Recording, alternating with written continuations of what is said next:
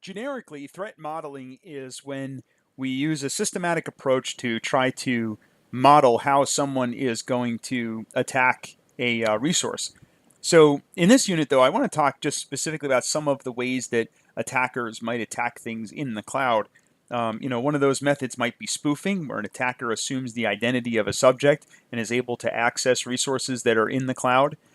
Tampering, where data or messages are altered by an attacker. This could be sort of a man-in-the-middle style attack, or it could be um, the attacker accessing things in the cloud by using tampering methods.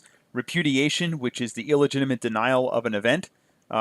Information disclosure, information obtained without authorization, which again can happen in the cloud because we might accidentally expose information, or attackers can find ways to get to that information using some of the other methods I described. Denial of service, of course, I've talked about that a number of times and how serious that can be with the cloud because of the not only because it's in the cloud and it's accessible to the internet, but because of the multi-tenancy nature, and also because if somebody uses a denial of service attack, they can restrict our access to things that normally we would have access to if it were inside our network, that they wouldn't have the ability to do that.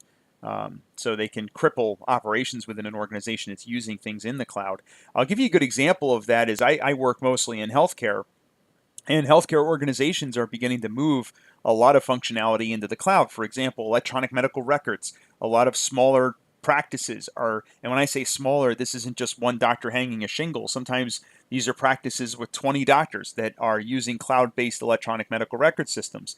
And if, in many cases, if you don't have an EMR operational, they can't do business. They can't accept patients. They can't treat patients because you need that clinical data in order to do that. So an attacker who issues a denial of service or begins a denial of service attack against the cloud-based EMR could affect many doctors. So if I'm doing IT security consulting for a medical practice and they tell me, hey, we're going to move our electronic medical records into the cloud, this is one of the concerns I would bring up. Say, well, even though denial of service isn't something that somebody would use to specifically attack you, they might be attacking another physician or another office or your cloud service provider, and that's going to have a trickle down effect to affect your operations. So it's important for them to understand that risk and of course that threat to their operations. And elevation of privilege. The attacker can gain privilege above the level that's permitted, and that again could happen. I'll go back to that EMR example. Let's say an EMR is in the cloud. So now we say, okay, well, now that my electronic medical records are in the cloud, what if I could give my patients access to those medical records? And I'll have some kind of portal that's baked into my EMR that allows and some of you may have used portals like these. If you go to local hospitals, they probably have a portal you can use to download your records or look at your lab results and things like that. Very convenient, that's great. But what if a user figures out how to use these different attack methods to elevate their privileges and do something like a doctor would do in the EMRs, maybe prescribe themselves some painkillers or something like that, right? Which has been known to happen. So another example that, that attack vector may not exist when our medical records are inside our organizational boundary, they're inside our perimeter, but now that they're out in the cloud, it's something that we have to be concerned with. So those are just some different threats that we might think about in the cloud. So another method of dealing with threats is approved application programming interfaces. So controlling and access to APIs and automation, integrating with third-party tools. That could also be a threat, those integrations with third-party tools. And some other threats are things like software supply chain or API management and securing open source software. One of the problems with open source software, I love open source software. Let me just preface by saying that open source software is great, and the quality in open source software is excellent. It rivals that of commercially developed software. In many cases, is better than commercial software.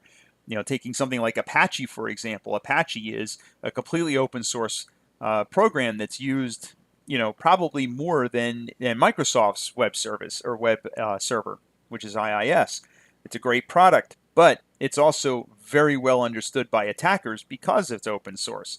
So, in some sense, that might be some of the strength with open source, is that even though attackers are aware of exactly how it works, because there's so many people looking at it and so many people contributing to it, that it's very secure and difficult to attack because of that as well. But an attacker having that access to the source code certainly does present a certain threat. So it's definitely something to think about and something to understand. But any of these components that are running within our cloud infrastructure that are open source, it's important for us to know that those components may be very well understood by our attackers. For example, if we're using any of the cloud services, right? If I'm sitting in Azure and I have a database in my web application, an attacker can probably assume that I'm using Azure SQL, and they may know of some vulnerabilities that might allow them to access my data, for example, or to set up some scenario where they might be able to access my data.